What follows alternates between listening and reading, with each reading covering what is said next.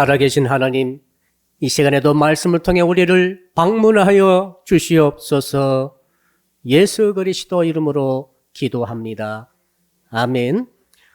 오늘 주시는 말씀을 찾아서 교독으로 봉독하도록 하겠습니다. 구약성경 전도서 9장 11절로 마지막 18절의 말씀입니다. 구약성경 가져오신 분들은 957쪽을 펴주시기 바랍니다.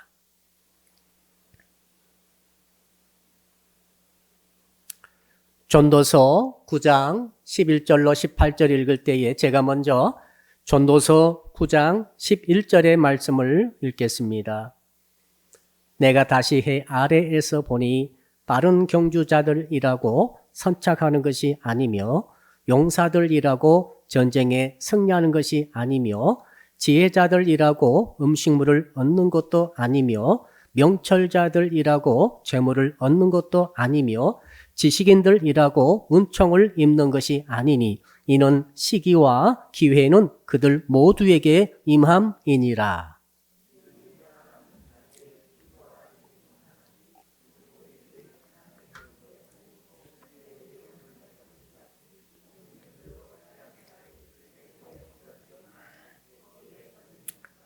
내가 또 해 아래에서 지혜를 보고 내가 크게 여긴 것이 이러하니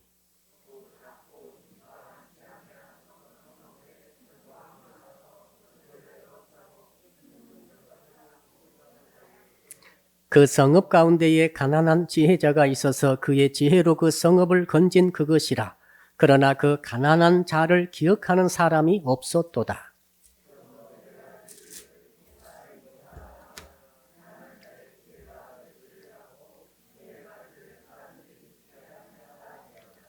조용히 들리는 지혜자들의 말들이 우매한 자들을 다스리는 자의 호령보다 나으니라.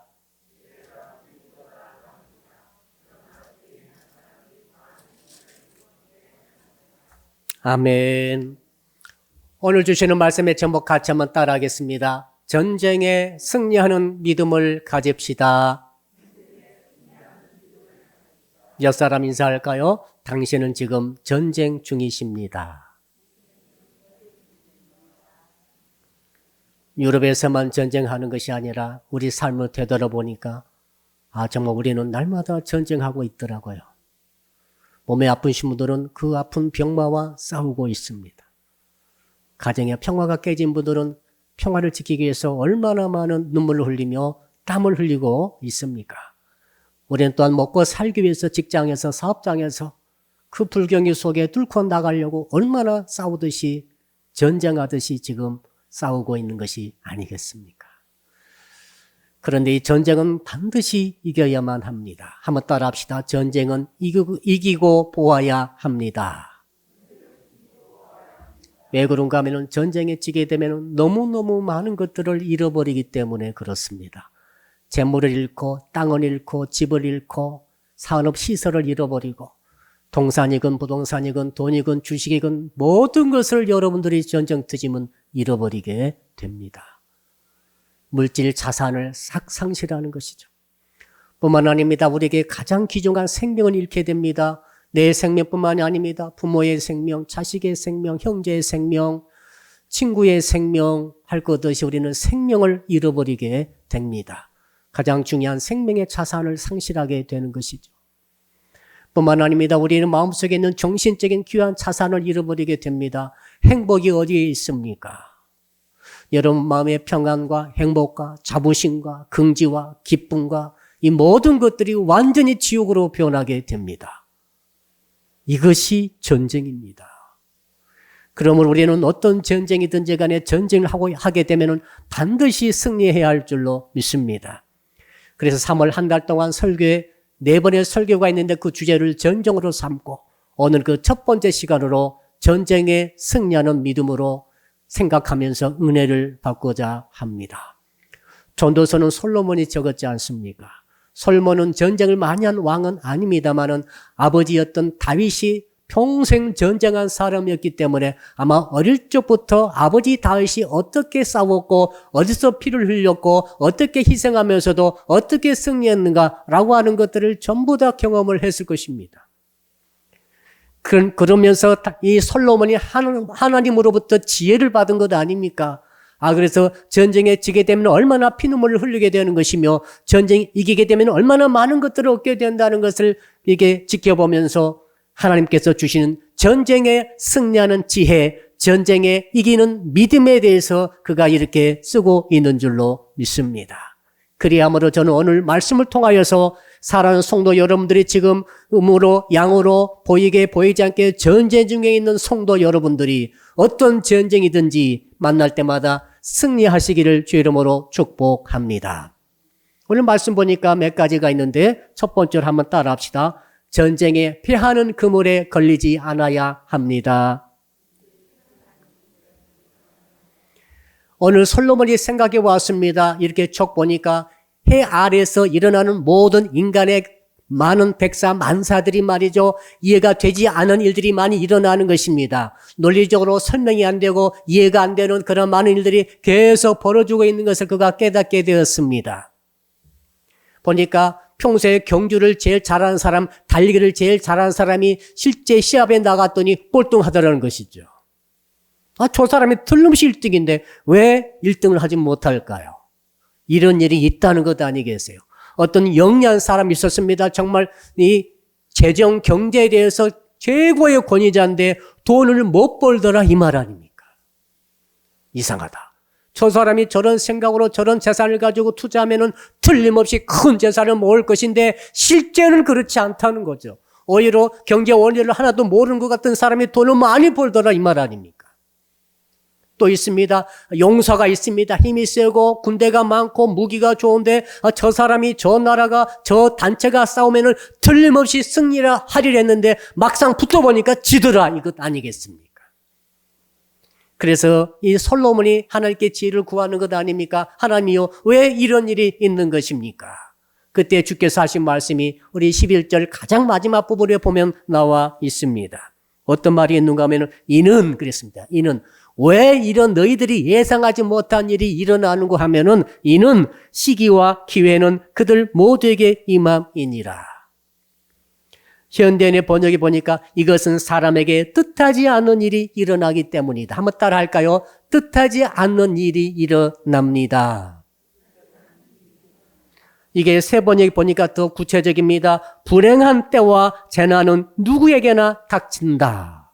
여러분 지금 그러니까 지금 이 시기와 기회라는 것은 찬스 아닙니까? 찬스, 타이밍 이런 때, 시기, 찬스, 타이밍 이런 것들이 마저 좋은 행복한 승리하고 성공하는 그런 때가 아니라 반대입니다. 지금 불행하고 패배하고 지고 여지없이 떨어지고 이런 것들에 대한 찬스 그러한 타이밍이 오더라 이 말입니다. 누구도 막을 수 없게 이게 닥쳐버리면은 누구도 예측하지 못한 뜻하지 않는 그런 일들을 당하게 되기 때문에 확실히 전쟁에 이길 수 있는 힘을 다 가졌음에도 불구하고 더 강함에도 불구하고 지는 일이 있더라.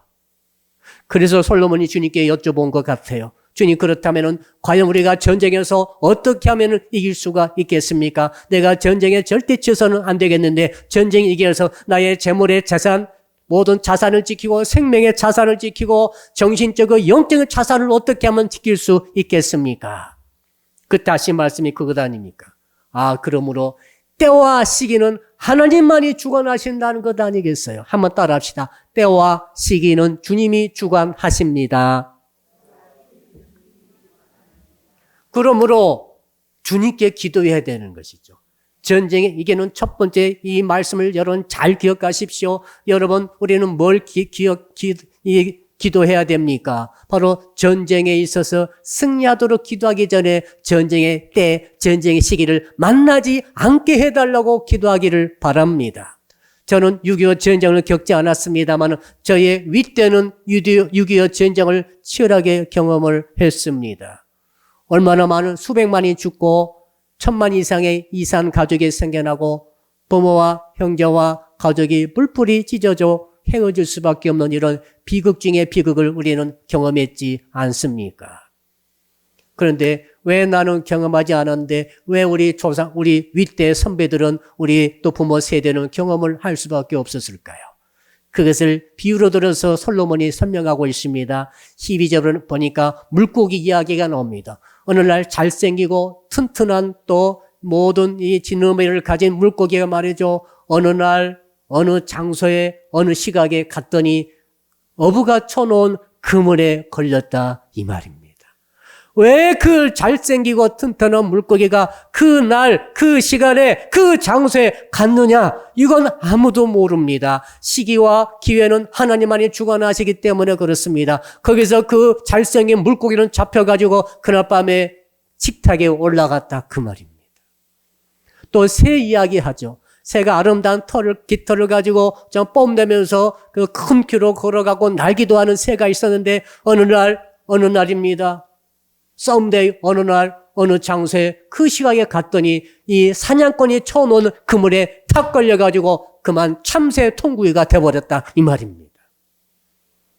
그런데 다른 물고기들은 그날 그 장소에 그 시간에 가지 않아서 다 살았습니다. 다른 새들은 그날 그 장소에 그 시각이 없어가지고 다 살았습니다. 그런데 그 물고기와 그 새는 그곳에 간 것입니다. 여러분은 왜 전쟁을 만나지 않았다고 생각하십니까? 왜 우크라이나 사람들은 전쟁을 만났다고 생각하십니까? 시기와 기회가 그들에게 떨어졌기 때문에 그렇습니다. 우리는 지금 언제일지 모르지만 아직까지는 전쟁이라고 하는 시기와 전쟁이라는 기회를 우리는 아직 만나지 않은 것뿐입니다. 우리도 언제 만날지 모릅니다. 불과 70년 전 우리는 만났지 않습니까? 이 민족처럼 전쟁 많이 만난 민족도 없을 거예요. 너무너무 확률은 높아요. 이 나라는 지금도 전쟁 중입니다. 우리는 휴전했을 뿐이지 종전하지 않았어요. 단지 그 산발선 아니고 휴전선을 지금 그어서 있지 않습니까? 그때 그냥 우리 휴전하자 해가지고 그 휴전 문서 하나 가지고 70년을 지금 우리는 버티고 있는 것 아닙니까? 언제 어떻게 터질지 아무도 모르는 것이죠. 어제도 미사일을 그들이 쐈지 않습니까? 그러다 이 물고기 이야기와 새 이야기하면서 솔로몬이 말합니다. 인간이 똑같다는 거요. 인간이 전혀 틀리지 않다는 것입니다. 너희들도 지금 언제 어느 날 어느 시각에 어느 장소에 어떤 나라에 살게 되면 우크라이나 사람들이 말이죠. 그 시각 오늘 이 시대에 그 날 그 시각에 거기에 살았기 때문에 전쟁을 만난 것이다. 그들이 악해서가 아닌 거예요. 그들이 재수가 나빠서도 아니에요. 시기와 기회가 그냥 웬일인지 그들에게 주어져서 그들은 지금 엄청난 전쟁의 참화와 비극을 경험하고 있습니다. 그러므로 사랑하는 성도 여러분, 이 전쟁의 이 불행이 갑자기 들이닥치는 이 시기와 기회를 어떻게 막을 수 있을까요? 막을 수 없습니다. 제가 결론 말씀드릴게요. 막을 수 없어요, 여러분. 사고 만날 수도 있고 중병에 걸릴 수도 있고 전쟁을 만날 수도 있고 파산을 당할 수도 있고 정신적인 질환이 찾아올 수도 있고 우리 막을 수 없어요. 막아주실 분은 한 분밖에 안 계시죠. 시기 자체를 주장하시는 하나님의 손길만이 이것들을 피할 수 있는 길을 허락해 주실 줄로 믿습니다.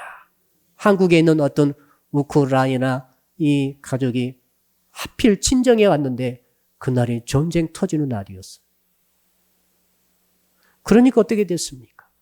여기서 잘 살고 있다가 하필 친정에 한번 가야 되겠다고 갔는데 그냥 전쟁에 묶여가지고 헤르손이라는 도시에서 지하실에서 있더라고요. 친정에 왔다가 피하지도 못하고 헤르손은 이미 러시아군에게 점령당했는데 그곳에서 우는 그 어린아이 붙들고 있더라고요. 왜 그런 그곳에 있는 것입니까? 몰라요. 왜 그날 하필 그 시기에 친정을 갔습니까? 모른다고요. 그러나 한 분은 아시죠? 하나님은 아십니다. 그럼 우리는 두 가지를 기도해야 됩니다. 첫째, 주님, 내 인생에 전쟁을 만나지 않게 하여 주시옵소서. 내 전쟁을 만나버렸어요. 어떻게 된가? 주님, 혹시 제가 전쟁을 만나면 절대로 패한 측에 있지 않게 하시고 승리한 측에 있게 하여 주시옵소서. 이 기도를 하셔서 전쟁에 승리하는 믿음을 가지시기를 주 이름으로 축복합니다. 두 번째로 한번 따라합시다. 전쟁에 이길 수 있는 지혜를 얻어야 합니다. 솔로몬이 평생도록 이렇게 지켜보다가 드디어 그가 깨달았습니다. 지혜를 받았습니다. 누가 전쟁에 이기느냐? 힘이 강하다고 전쟁에 이기는 것이 아니라, 무기가 강하다고 전쟁에 이기는 것이 아니라, 군대가 많다고 전쟁에 이기는 것이 아니라는 것을 깨달았습니다. 대신 지혜가 있으면 힘이 약해도 전쟁에 힘이 센 나라를 이기더라는 것이죠. 지혜가 있으면 무기가 열악해도 무기가 강한 나라를, 그 사람을 이기더라는 거예요. 자, 지혜가 있게 되면은 숫자가 적어도, 군대 숫자가 아무리 적어도 군대 숫자 많은 그 강국을 이기더라, 이 말 아니겠어요? 도대체 솔로몬이 깨달은 지혜가 뭡니까? 우리는 그 지혜를 얻어야 합니다. 왜 그렇습니까? 여러분, 우리는 군대 숫자는 많습니다. 그러나 더 많은 사람도 그 나라도 많아요. 그걸 아셔야 돼요. 우리는 대한민국의 국군을 믿습니다만 더 강한 군대가 많아요. 우리의 대한민국의 무기는 최고 좋은 무기가 많습니다. 최첨단 무기 많습니다. 그러나 자랑하지 마세요. 훨씬 더 뛰어난 무기가 많아요. 여러분, 우리가 아무리 뛰어난 이 용사들, 우리 용사들 많이 갖고 있습니다. 저는 자부심 갖고 있습니다. 그러나 더 뛰어난, 더 강하고, 더 힘세고, 더 지혜로우며, 더 기가 막힌 것들을 갖고 있는 이 세상에 엄청난 많은 세력들이 있습니다. 힘 대 힘으로 부딪히면 우리는 이기기도 하지만은 지기도 하는 것이죠. 솔로몬이 근데 갖고 있는 이 지혜가 도대체 무엇인가 하는 거죠. 여러분, 그러면서 14절과 15절에 한 가지 예를 들고 있습니다. 한 작은 도성이 있었어요. 뭐 하도 우만할까요? 작은 도성 같아요. 근데 그만 그레이트 킹, 큰 왕이 말이죠. 대군을 거느리고 그 작은 나라를, 도성을 쳐들어왔습니다. 쳐들어와가지고 토성을 쫙 쌓고 이제 완전히 그 작은 성을 삼켜버리려고 지금 공격 중에 있어요. 그 성 안에 있는 남녀노소 짐승할 것 없이 얼마나 덜덜 떨면서 위기에 당했는지 모릅니다. 왜 그렇습니까? 힘으로 이길 수가 없어요. 군대 숫자로 이길 수 없어요. 무기로 이길 수 없어요. 이들에게 떼게 되면 전멸하는 것이죠. 다 뺏기는 거예요. 다 죽는 거예요. 여러분, 그때 정말로 귀한 사람이 있었습니다. 오늘 말씀 보니까 가난한 지혜자가 있었습니다. 한번 따라 할까요? 가난한 지혜자가 있었습니다. 그 위기를 당했는데 가난한 지혜자가 있었는데 그 사람은 평소에는 전쟁 없을 때는 누군지도 모릅니다. 이름도 모릅니다. 그러나 가난한 한 사람이요. 그런데 전쟁이 터져가지고 전체 성이 넘어갈 위기를 처하자 그가 지혜를 가지고 이 일을 대처합니다. 이 전쟁을 대처합니다. 큰 나라, 큰 왕의 위대한 모든 그 대군을 어떻게 이길 것인지 그 가난한 지혜를 가지고, 가난하지만 그 지혜를 가지고 대처함으로 결국 이겼다는 것 아니겠어요? 큰 왕을 이겨버렸어요. 솔로몬이 이것을 예로 들고 있습니다, 지금. 그렇다면 그가 가진 지혜가 무엇인가 우리는 물어봐야 할 것 아닙니까? 여러분, 하나님께 주시는 지혜를 얻기를 축복합니다. 여러분의 힘이 강하지 않고 약하다 할지라도, 여러분의 가진 것이 많지 않고 작다 할지라도, 나는 부자가 아니고 가난하다 할지라도, 내가 가지고 있는 태어난 지혜가 많지 않고 적다 할지라도 하나님이 주신 지혜를 갖게 되면 세상에 사는 동안에 전쟁에 이기는 자가 될 것을 믿으시기를 바랍니다. 하나님이 주시기 때문에 그렇지요. 우리는 솔로몬이 가진 지혜를 반드시 우리도 얻어야 된다고 저는 확신했습니다. 자, 그렇다면 솔로몬이 갖고 있는 그 지혜, 솔로몬이 깨달은 지혜, 전쟁이 이기는 지혜, 약하더라도 강한 자를 이기며 적더라도 많은 숫자를 이길 수 있고 가난하더라도 부를 이길 수 있는 그 지혜가 무엇인가 우리는 물어보는 것이죠. 한번 따라합시다. 가난한 지혜자를 무시하지 맙시다. 오늘 말씀 잘 보게 되면은 잘 나가다가 꼭 뒤에 가서 틀어진 것을 볼 수 있습니다. 우리 성경 가지신 분들 15절 한번 같이 읽어보겠습니다. 15절입니다. 시작. 그 성읍 가운데에 가난한 지혜자가 있어서 그의 지혜로 그 성읍을 건진 그것이라. 그러나 그 가난한 자를 기억하는 사람이 없었도다. 자, 처음에는 너무 좋았지 않습니까? 가난하지만은 죄가 있었기 때문에 그 죄로 대거를 물리치고 승리했다. 그런데 이긴 다음에 딱 보니까 어떻게 됐습니까? 그러나 그 전쟁 이긴 다음에 그 가난한 자를 아무도 기억하지 않더라. 다 잊어먹어버렸다. 이름도 모른다. 누군지도 모른다. 왜 그렇습니까? 가난하기 때문에. 그러나 사회적으로 아무런 세도 없습니다. 세력도 없고 줄도 없고 백도 없고 가난한 평민입니다. 가난하기 때문에 아무도 알아주지 않습니다. 전쟁 때는 그의 지혜가 너무 뛰어나기 때문에 그 지혜로 승리해서 모든 남녀노소가 다 살아날 수 있었습니다만은 이제는 평시가 됐습니다. 평시가 되니까 전쟁이 없으니까 다 무시하고 잊어버린 것이죠. 여러분, 주께서 주시는 이 지혜를 잘 오늘 깨달으시기를 축복합니다. 그러면서 뭐라고 그랬습니까? 16절, 18절 쭉 보니까 이렇게 했습니다. 그러므로 가난한 제자가 그 지혜를 통해서 승리하게 되니까 뭐라고 말하는가 하면 지혜가 힘보다 낫다. 지혜가 무기보다 낫다. 지혜로운 사람이 아무리 조용조용히 말한다 할지라도 왕이 저렇게 호통치고 말하는 것보다 낫다. 이렇게 해놓고는 그러나 전쟁 끝난 다음에는 그를 잊어버렸다는 거죠. 그 가난한 제자의 모든 지혜로운 말들을 다 무시하게 하고 말았다. 누가 그럽니까? 우리가 그렇고 있는 거죠. 누가 그러긴요. 이 시대를 보십시오. 말빨이 센 자가, 말이 센 자가 다 말하고 있습니다. 말이 없는 자는 평생 한마디 말도 못하는 거죠.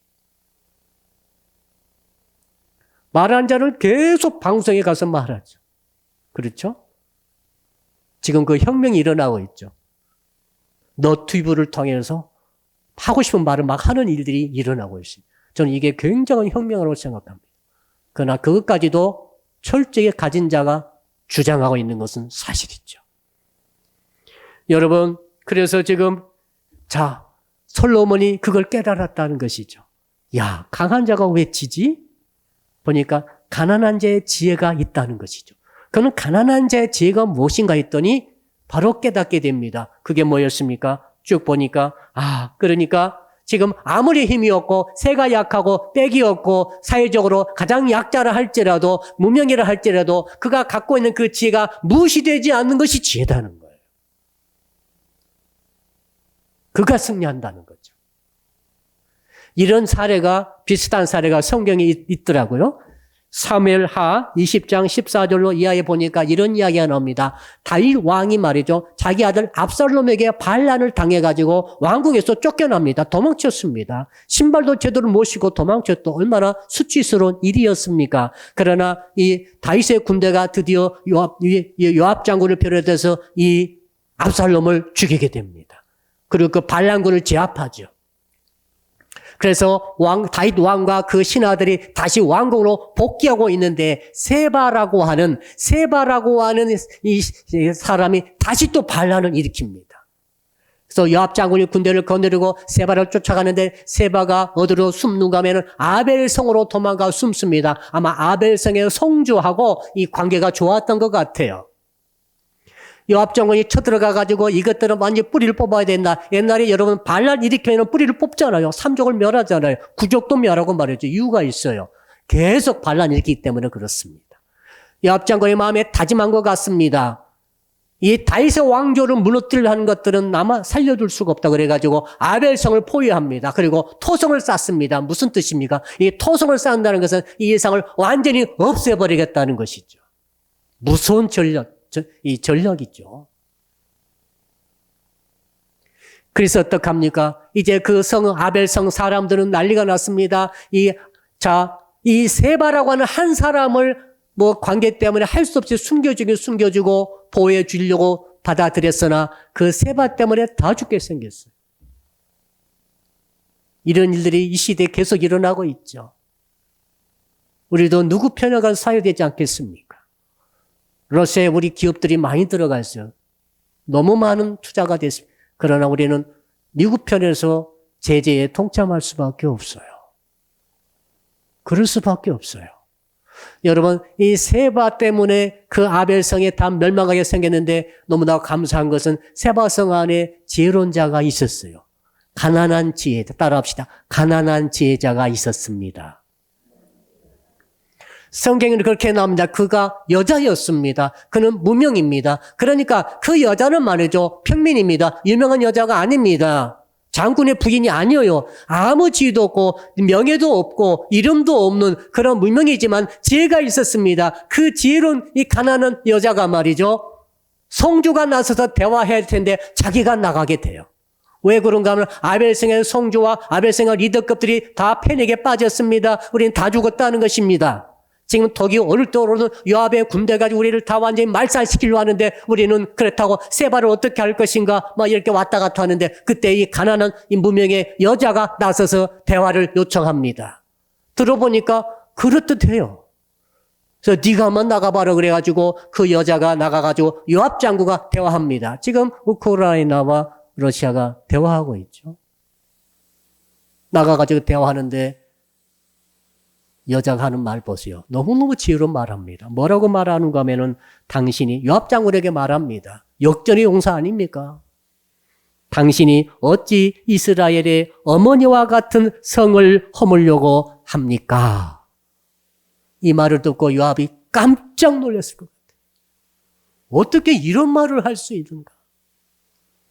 만약 요압 당신이 이 아벨성을 계속 함락시키고 다 해치려고 한다고 한다면은 당신은 이스라엘의 어머니를 지금 해치는 것입니다. 이렇게 말해버리니까 그 말은 누가 정한 말은 아닙니다. 자기가 한 말이에요 그냥.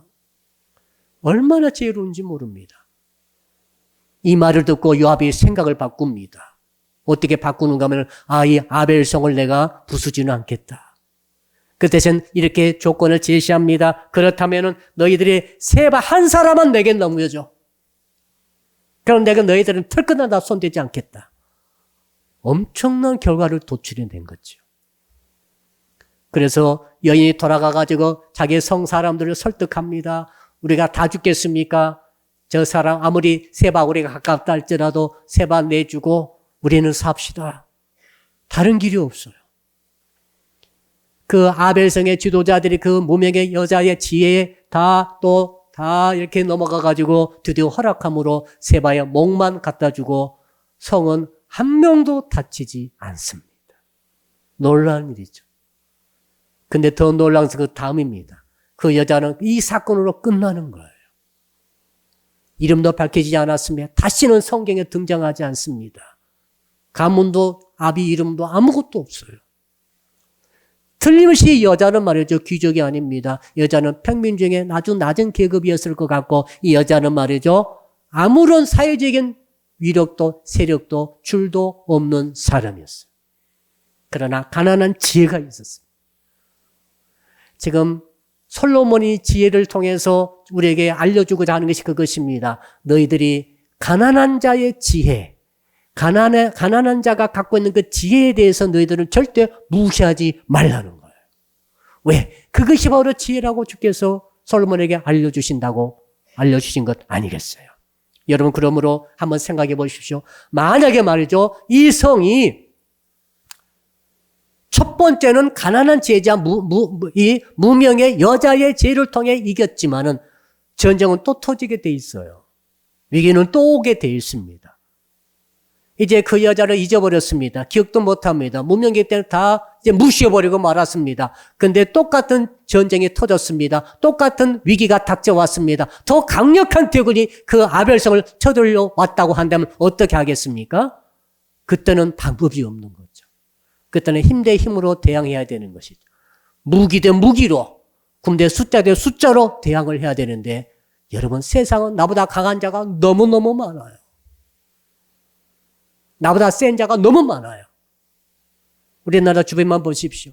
우리가 중국보다 셉니까? 러시아보다 셉니까? 일본보다 셉니까? 아니면 북한보다 셉니까? 북한보다 세는데 핵은 없잖아요. 우리는 힘 대 힘으로 당할 수 있는 자가 하나도 없어요. 강력한 세계 6위의 군대가 우리 군대입니다. 그러나 딱 까놓고 보니까 우리는 이길 자가 없어요. 그걸 아셔야 돼요. 자, 그러니까 지금 아벨성이 두 번째, 세 번째 전쟁이 일어나게 되면 패하게 돼 있습니다. 지게 돼 있는 거죠, 지금. 왜? 지혜를 버렸기 때문에. 가난한 자의 지혜를 버렸지 않습니까? 지는 거예요, 그러니까. 처음에 솔로몬이 말했던 그 작은 성, 작은 성의 가난한 지혜자 때문에 그 지혜자의 지혜 때문에 이겼는데 그 지혜자가 나중에는 기억지 아니하더라. 그 섭섭한 말들이 계속 나오지 않습니까? 여러분 그 성경을 쭉 보게 되면 또 어떤 말이 있습니까? 자, 17절 보니까 우리 17절 한번 같이 읽어볼까요? 17절입니다. 시작. 조용히 들리는 지혜자들의 말들이 우매한 자들을 다스리는 자의 호령보다 나으니라. 자, 여기까지는 너무 좋지 않습니까? 그러나 계속 가다 보면은 그 말들을 사람들이 듣지 아니한다. 이것이 꼭 붙어요. 16절 후반절에도 붙지 않습니까? 사랑하는 성도 여러분, 그러므로 성도 여러분들은 이 지혜를 꼭 갖고 계시기를 축복합니다. 세상은 이 흐름과 반대로 가고 있어요. 세력이 큰 자 하는 말이 옳다고 생각하고 있어요. 예. 자, 이 대통령 선거가 있는데 정말 한 표라도 많은 사람을 옳다고 생각하고 뽑아줘요. 그러나 성경 그렇게 말하지 않아요. 숫자 많은 것이 힘이 센 게 옳은 게 아닙니다. 하나님이 옳다 한 자가 옳은 거예요.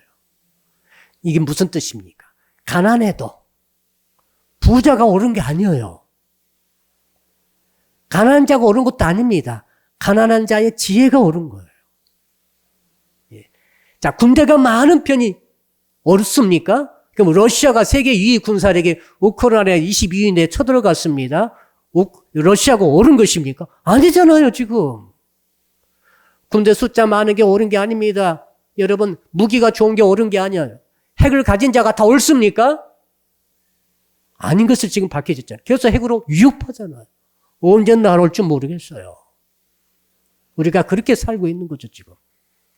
어느 솔로몬이 지혜를 받아서 우리에게 말씀해 주고 있습니다. 그러면 너희들은 지혜를 얻어라는 거죠. 힘이 세려고만 하지 말 것이고, 무기를 강하게 하려고만 하지 말 것이고, 군대를 많이 모집하려고만 할 것이 아니라, 왜 그런가 하면, 그렇게 가다가는 더 힘센 자, 더 군대 많은 자, 더 무기 좋은 자를 반드시 만나게 해서 너희들이 깨지고 부숴주고 망하게 된다. 그러니까 그렇게 가지 말고 너희들은 힘이 약하더라도 지혜를 얻어라는 거죠.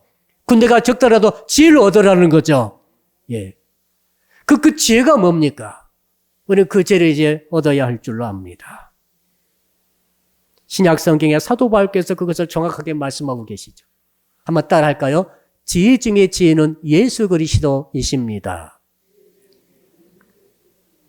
사도 바울께서 고린도전서에 쭉 말씀하고 있습니다. 1장 20절 25절에 하나님의 어리석음이 사람의 지혜보다 훨씬 낫다. 하나님의 약함이 사람의 강함보다 훨씬 낫다.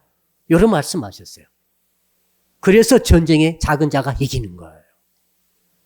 여러분 또 이렇게 1장 23절에 말씀하십니다. 그렇게 십자가에 못 박힌 그리스도가 어떤 이에게는 거리끼는 일이며 어떤 이들에게는 미련한 일이지만 구원받는 이들에게는 하나님의 능력이요 하나님의 지혜니라. 여러분 예수를 구주로 믿으시죠? 여러분 하나님의 지혜를 받으신 거죠.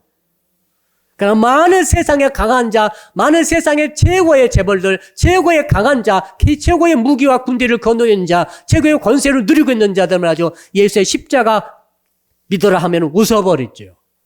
웃어버리죠. 자, 예수께서 친히 이 땅에 오셨습니다.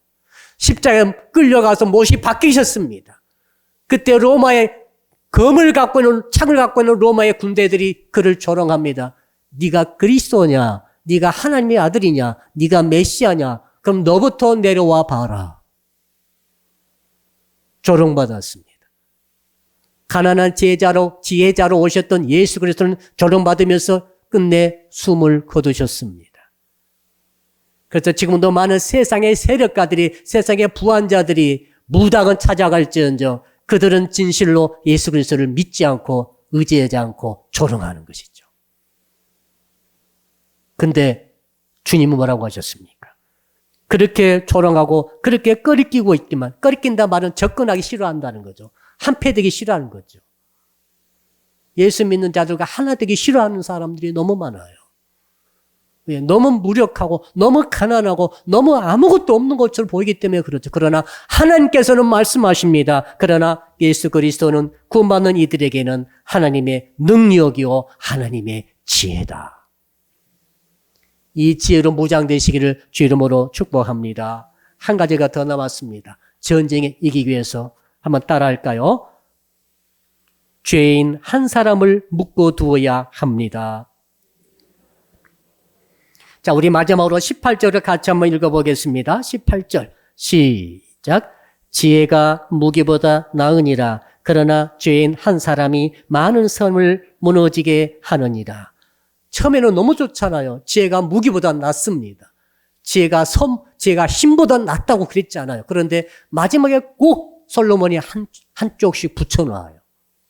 고민하게 만듭니다. 뭐라고 했는가 하면, 그러나 너희가 지혜가 무기보다 낫다고 하지만은 이것을 조심하라. 뭐냐면 죄인 한 사람이 많은 선을 무너지게 한다는 거죠.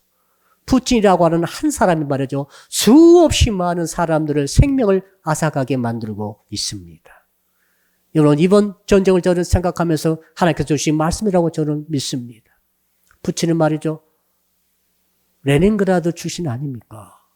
그 레닌그라드 대학을 그가 다녔어요. 그리고 군대 장교로 복무하면서 KGB에 들어갔죠. 여러분, 그가 2020년도에 엘친 밑에서 총리하면서 어떤 일을 했습니까? 체체네 공화국을 완전히 인구의 25%를 죽여버렸어요. 그루진이라고 하는 그 도시를 체첸 사람들이 굉장히 살아와서 독립운동하고 있을 때 가가지고 그 도시 하나를 없애버렸어요. 초토화시켜버렸어요. 민간인도 조금이라도 협조한 것 같으면 다 죽였어요. 그래서 인구가 110만인데 그때 25만이 죽었다고 그런 말이 있습니다. 그러니까 대통령에 당선됐어요. 그리고 말이죠. 그때 석유값이 올라가면서 가스값이 천연자원의 값이 올라가면서 러시아 국민들의 삶을 3배로 잘 살게 만들었어요. 소득이 $1,000였다가 $3,000 되고 $3,000였다가 $10,000 되고 $20,000로 올라가게 됩니다. 러시아 사람들이 얼마나 좋아합니까? 여러분 잘 살게 해주면 좋죠. 이 푸틴이 마음에 저는 확고한 사고를 갖게 됐다고 저는 생각합니다. 야, 저 체첸을 완전히 말살시켰더니 내가 대통령도 되고 우리 국민들은 나를 영웅으로 올려주며 내 이 권력이 너무너무 탄탄해졌구나. 그래서 2008년도에 조지아를 침공합니다. 조지아 땅덩이 일부분을 뺏어버려요. 조지아가 약한 작은 나라예요. 뺏길 수밖에 없죠. 그리고 2014년도에 이제 크림반도를 병합해버리죠. 그리고 이제 2022년입니다. 전쟁이 있을 때마다 국민들은 더욱더 푸틴을 지지하고 푸틴의 권력 기반은 이제 마르고 닳도록 황제처럼 2036년까지 지속되도록 전부 다 결정이 돼 있어요. 그래서 이번에 우크라이나를 침략했다고 저는 생각합니다. 전면전을 벌인 거죠. 여러분 보십시오. 그 죄인 한 사람이 문제예요. 죄인 한 사람 때문에 많은 선량한 많은 일반 이 가난한 사람들, 평민들이 피를 흘리고 있어요. 말로 할 수 없는 피해. 생명을 빼앗기고 가족이 찢겨지고 아이를 잃어버리고 남편을 잃어버린 과부들과 고아들이 양산되고 있어요.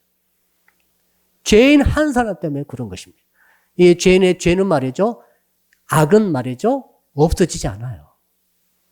악이 점점 쌓여오고 있다고 저는 그런 깨달음이 왔어요. 아, 저 악인은 그 속에 악이 점점 쌓여지고 있구나. 마치 여름에 홍수 만났을 때 저수지가 있지 않습니까? 저수지로 물이 들어와요. 그런 것처럼 악이 계속 쌓여지고 있어요. 전쟁 안 하더라도 쌓고 있어요, 지금.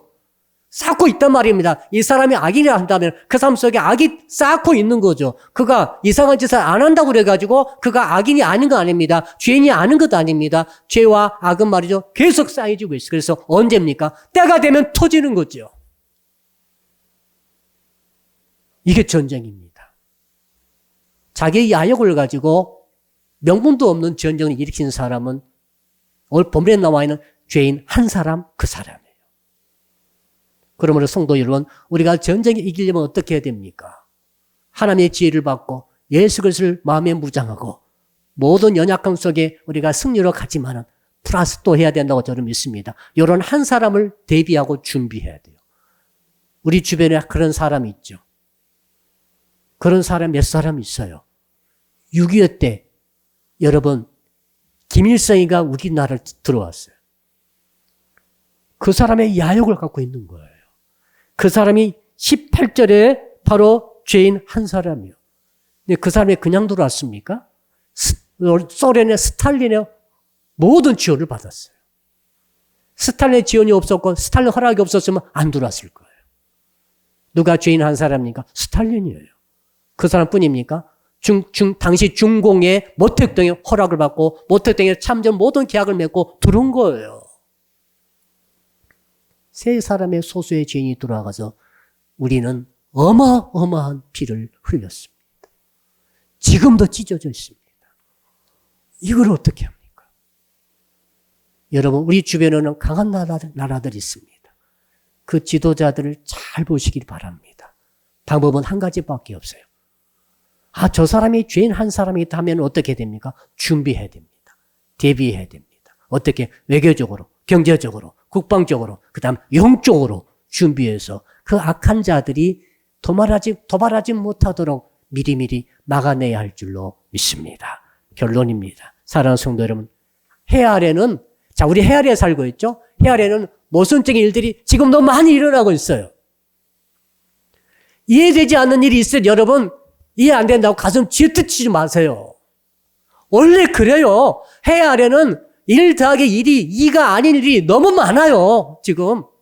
전쟁도 그 가운데 한 가지 아닙니까? 뭐 하려고 전쟁하는가? 뭐 하려고? 근데 하지 않습니까, 지금? 왜 전쟁에서 저 아이들이 고아가 되게 만드는가? 하지 않아요, 지금. 인류가 하는 거예요. 언제 닥칠지 아무도 모른다고 하셨지 않습니까? 어떻게 승리합니까?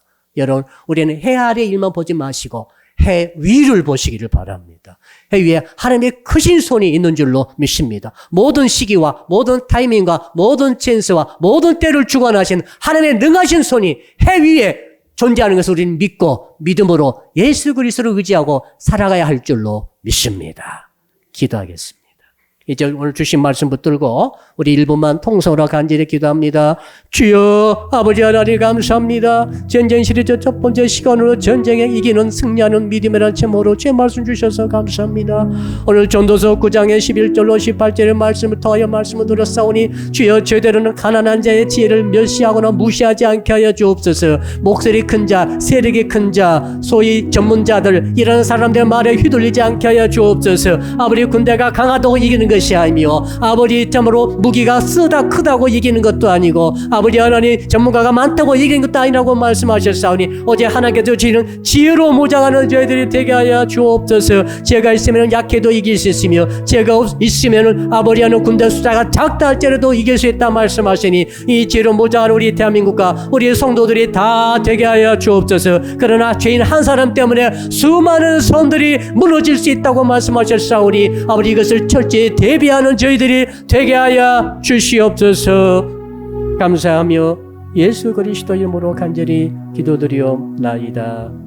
아멘. 이제는 어떤 전쟁도 이기게 하시는 지혜 중에 지혜로 이 땅에 오신 우리 주 예수 그리스도의 은혜와 독생자 보내주신 하나님 아버지의 그 크신 사랑하심과 우리 가운데 계셔서 가난한 자의 지혜를 멸시하지 말라고 말씀해 주시는 성령님의 교통하심이 오늘 말씀 듣고 결단하는 각 가정에 계신 모든 예배자들과 그리고 현장에 모이신 모든 예배자들의 머릿머리 위에 그리고 사랑의 믿교회 전체 위에와 해외에 있으며 군에 있으며 병상에 있으며 출타 중에 있는 형제자매 위에 그리고 이 나라와 민족과 세계 위에 이제로부터 영원토록 함께 하옵시기를 간절히 축원하옵나이다. 아멘.